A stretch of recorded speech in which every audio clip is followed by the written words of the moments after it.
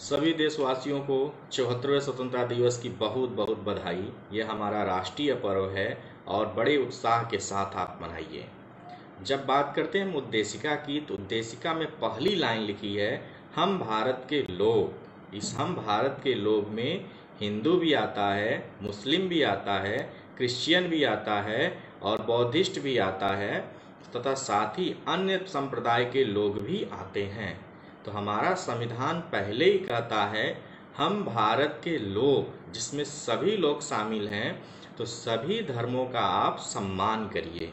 हमारा संविधान ये अधिकार देता है कि हम यदि हिंदू धर्म मानते हैं तो हमें मुस्लिम धर्म के मानने वालों का भी सम्मान करना है, ईसाई धर्म को मानने वालों का भी सम्मान करना है और बौद्धिस्ट का भी सम्मान करना है, ताकि हमारे देश में सभी धर्मों के लोग रह सकें, यहाँ तक कि नास्तिक लोग भी रह सकें। उसे भी संविधान ने अधिकार दिया है, वो भी अपनी बात रखने के लिए तत्पर है।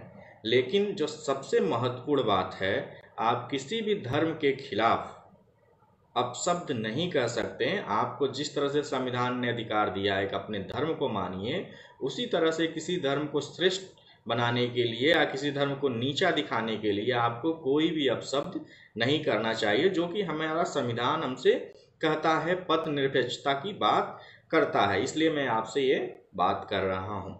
देखिए, जिस दिन से आज़ादी मिली, यानी कि 15 अगस्त 1947 को जब हमें आज़ादी मिली, तब भी हमारे देश में सांप्रदायिक दंगे हो रहे हैं और आज 74 साल बाद भी सांप्रदायिक दंगे हो रहे हैं। आखिरकार ऐसा क्यों है?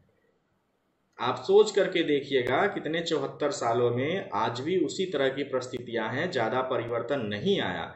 ऐसा क्यों हो रहा है? सबसे बड़ी चीज़ें हैं। देखिए, जब तक युवा साथ नहीं आएगा, तब तक ये लड़ाई कभी भी नहीं जीती जा सकती। सांप्रदायिकतावाद जो बढ़ता जा रहा है, उसे रोकने के लिए जो सबसे बड़ा अधिकार है, वो युवा का शिक्षित होना। इसलिए हर युवा संविधान पढ़े, अपने अधिकारों को समझे और संवैधानिक बातें जब करने लगेगा, सभी का रिस्पेक्ट करने लगेगा।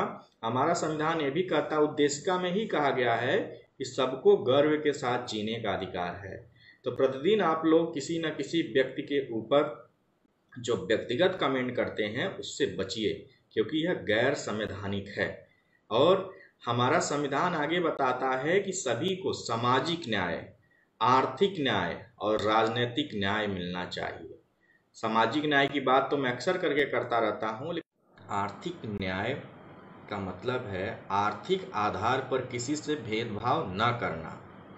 जैसे किसी की इनकम 928 रुपये से कम है, उसे गरीब के कैटेगरी में रखा गया है, और एक व्यक्ति की इनकम 4 करोड़ से ज़्यादा है, वो प्राइवेट कंपनी का सीईओ है, तो दोनों में किसी तरह का भेदभाव नहीं होना चाहिए। लेकिन है, आर्थिक आधार पर भी हमारे देश में भेदभाव है। गरीब को तो छोड़ दीजिए, अपर मिडिल क्लास और अपर क्लास में भी आर्थिक असमानता के आधार पर बहुत ज़्यादा भेदभाव है। तो इस आर्थिक अन्याय के खिलाफ भी हमें आज़ादी चाहिए।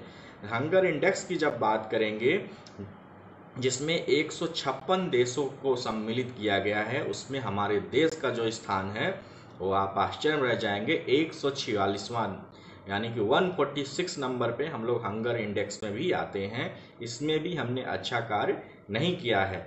जब बात करेंगे खुशहाली सूचकांक की, खुशहाली सूचकांक में केवल 117 देश सम्मिलित हैं, उसमें भी हमारा देश आता है 102 नंबर पर।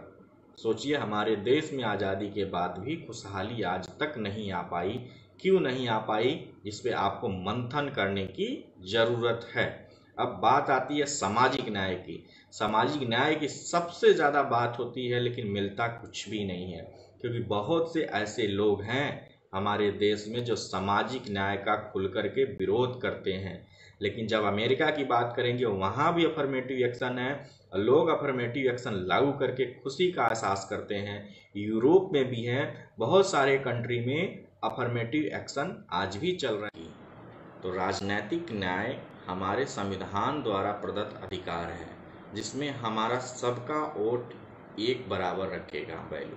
जैसे एक गांव के व्यक्ति का या शहर के व्यक्ति का, इवन प्राइम मिनिस्टर के भी वोट की वैल्यू सिर्फ एक ही होती है, एक समान होती है। साथ ही साथ राजनीतिक न्याय में आप किसी भी राजनीतिक दल से या कोई भी सरकार चला रहा हो उससे सवाल पूछ सकते हैं कि आपने ये वादा किया था, इस वादे के लिए क्या कार्य किया।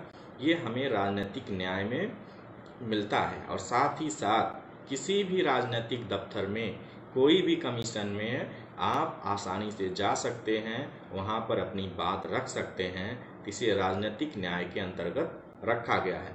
तो हमारे लिए तीनों जरूरी है, सामाजिक न्याय, आर्थिक न्याय और राजनीतिक न्याय।